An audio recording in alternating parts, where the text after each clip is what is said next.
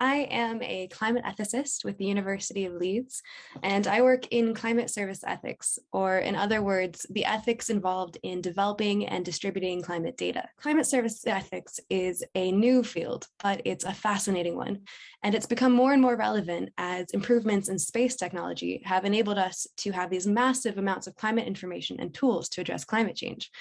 However, with any kind of field of practice in which lives and livelihoods are at stake, accidentally providing data in a harmful way can have huge ethical ramifications for the communities involved. I'm currently working with others at the University of Leeds to develop the world's first climate services code of ethics.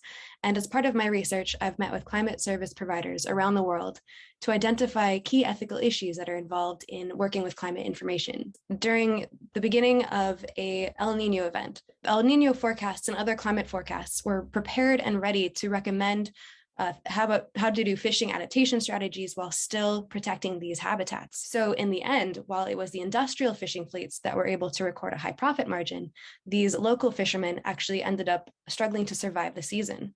And so within this example, we have several different ethical questions at play. First, when distributing climate information, do you want to aim to help the most people or the most vulnerable people? And should everyone have access to climate information? Is it a public good? If so, how do you account for when one group uses this information to disadvantage another?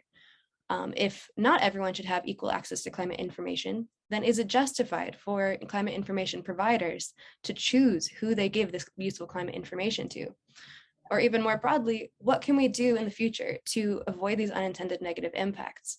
In this case, the direct provision of climate information ended up exacerbating the hardships of the most vulnerable in the population. When we start to look at how this data was actually used and who uses it, we start to kind of see all of these interesting ethical issues.